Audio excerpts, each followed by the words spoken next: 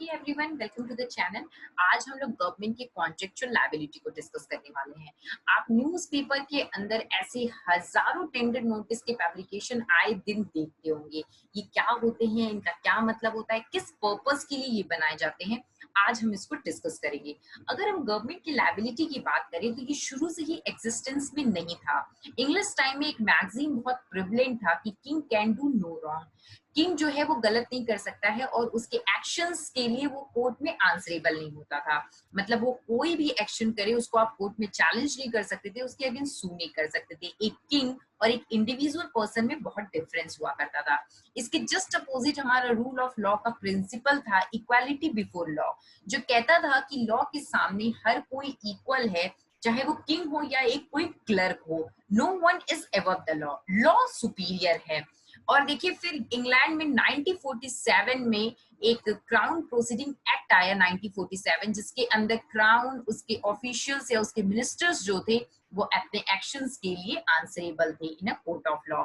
लेकिन इस मैगजीन को कोर्ट में इंडिया में कभी भी एक्सेप्ट नहीं किया गया। ये मैगजीन जो है वो इंडिया में कभी भी प्रिवलेंट नहीं थी, इवन हमारे इंडिपेंडेंस से पहले, कॉन्स्टिट्यूशन की कमेंसमेंट से पहले।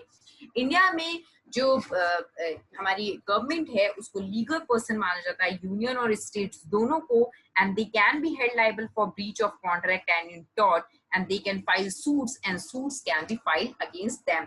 आज इस वीडियो में हम गवर्नमेंट की कॉन्ट्रेक्चुअल लायबिलिटी को डिस्कस करेंगे और टॉर्टियस लायबिलिटी हम नेक्स्ट वीडियो में डिस्कस करेंगे।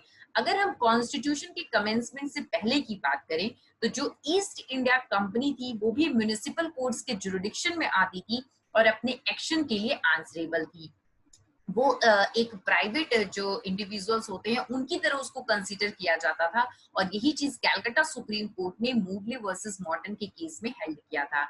इनके अलावा हमारा गवर्नमेंट ऑफ इंडिया एक 1935 का सेक्शन 175 क्लॉज 3 था, जो कहता था कि गवर्नमेंट अपने एक्ट के लिए लाइबल है और उसके अगेंस्ट सू किया जा सकता है। अब ये जो 175 का क्लॉज 3 था, इसी को आज हम अपने कॉन्स्टिट्यूशन के प्रोविजंस में देख सकते हैं। देखिए आज के समय में जो कॉन्स्टिट्यूशन है उसका आर्टिकल 298 कहता है कि यूनियन और स्टेट का जो एग्जीक्यूटिव पावर है वो कोई भी पर्पस के लिए कॉन्ट्रैक्ट बनाने तक एक्सटेंड होता है। मतलब कि यूनियन और स्टेट जो है वो किसी भी पर्पस के लिए कॉन्ट्रैक्ट बना सकती हैं, लेकिन इस कॉन्ट्रैक्ट का मैनर क्या है, मोड्स क्या है और वो कब इन्फोर्सिएबल होंगे, उसके लिए जरूरी है कि आर्टिकल 299 का सब क्लॉज 1 की जो भी रिक्वायरमेंट्स है वो फुलफिल होनी चाहिए। सबसे पहली रिक्वायरमेंट्स आप देखिए कि कॉन्ट्रैक्ट जो है must be expressed to be made by the president और the governor as the case may be. अगर यूनियन है तो प्रेसिडेंट और कंसर्न जो स्टेट है उस केस में गवर्नर। मस्ट बी एक्सप्रेस्ड, इसका क्या मतलब है?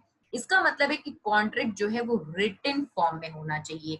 अगर गवर्नमेंट की कॉन्ट्रेक्चुअल लायबिलिटी को आपको कोर्ट में प्रूफ करना है तो ये जरूरी है कि वो जो कॉन्ट्रैक्ट था वो रिटन फॉर्म में होना चाहिए, और ये कोई सब्सटेंशियल रिक्वायरमेंट नहीं है, स्ट्रिक्ट सेंस में फॉलो किया जाना चाहिए। ऐसा नहीं है कि एक बस फॉर्मेलिटी के लिए ये इसके कॉन्स्टिट्यूशन के अंदर दे दिया गया है, ये होना ही चाहिए, तभी जो है वो गवर्नमेंट का जो गवर्नमेंट के साथ किया गया कॉन्ट्रैक्ट है वो इन्फोर्सिएबल होगा।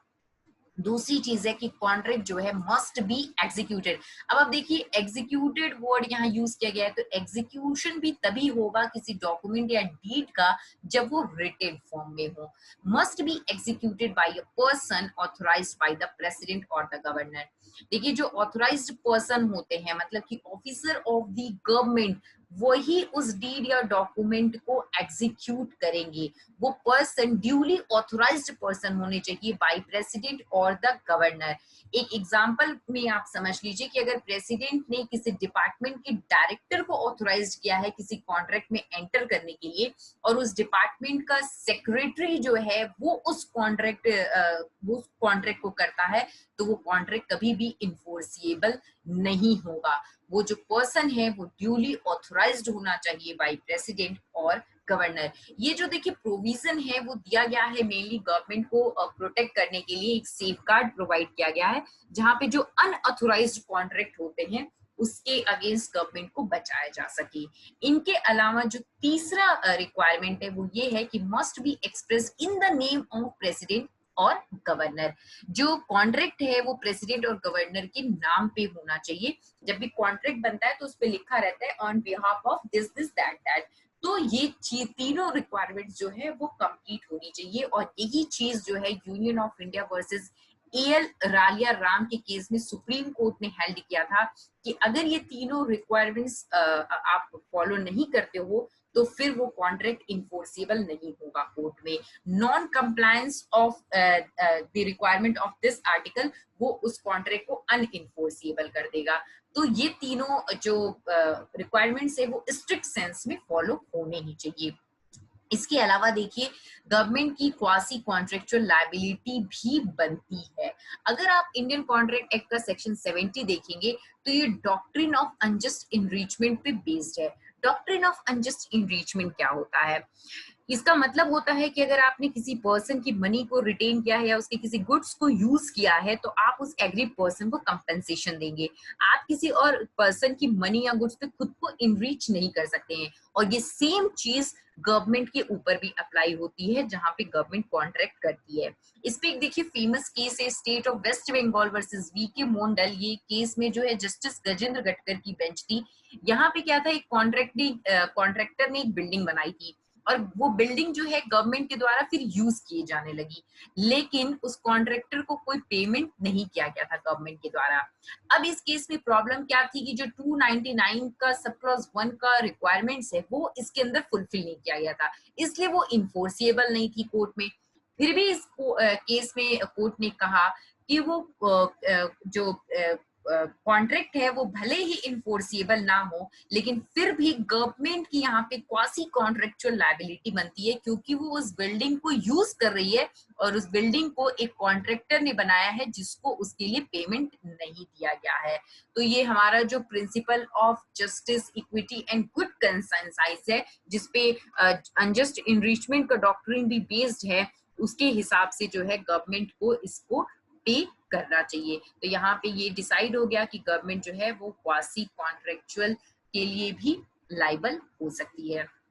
इसके अलावा देखिए सेक्शन आर्टिकल 300 है, जो सूट्स और प्रोसीडिंग्स हैं गवर्नमेंट के अगेंस्ट, अगर कोई सूट्स हुआ है या गवर्नमेंट ने किसी को किया है, इन दोनों ही केस में जो सूट्स और प्रोसीडिंग का मोड्स और मैनर होगा वो क्या होगा, वो 300 के अंदर बताया गया है। देखिए सबसे पहले बताया गया कि फॉर्म ऑफ सूट और प्रोसीडिंग।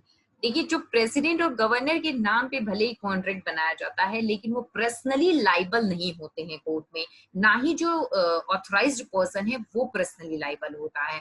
जो केस होगा वो हमेशा यूनियन ऑफ इंडिया के नाम से होगा अगर यूनियन का केस है, और जो स्टेट है, जो कंसर्न स्टेट है, उस केस में उस स्टेट के नाम से होगा। तो यहाँ प्रेसिडेंट और गवर्नर पर्सनली लाइबल नहीं होते हैं।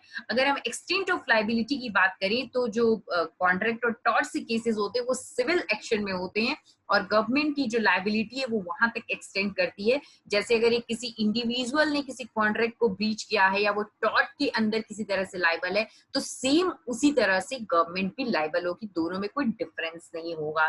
इसके अलावा ये पार्लियामेंट को पावर देती है और स्टेट लेजिस्लेचर को कि वो इन सब के पर्सपेक्टिव में कोई भी लॉ बना सकते हैं। तो अब आप देखिए जो ऊपर मैंने आपको बताया था, वहां पे जो टेंडर नोटिस होते हैं वो is a form of contract made by the government. वो एक तरह के कॉन्ट्रैक्ट्स हैं जिसमें गवर्नमेंट एंटर करती है किसी इंडिविजुअल के साथ, किसी कंपनी के साथ, किसी इंस्टीट्यूशन के साथ, किसी के भी साथ, तो वो जो है वो कॉन्ट्रेक्चुअल फॉर्म है जो टेंडर नोटिस होते हैं। तो अब आपको ये समझ में आ गया। और देखिए वो उसके लिए अगर ब्रीच ऑफ कॉन्ट्रैक्ट होता है ऐसे केसेस में तो वहां पे वो कॉन्ट्रैक्ट इन्फोर्सिएबल होगा और गवर्नमेंट आंसरेबल होगी। आज के लिए इतना ही, थैंक यू।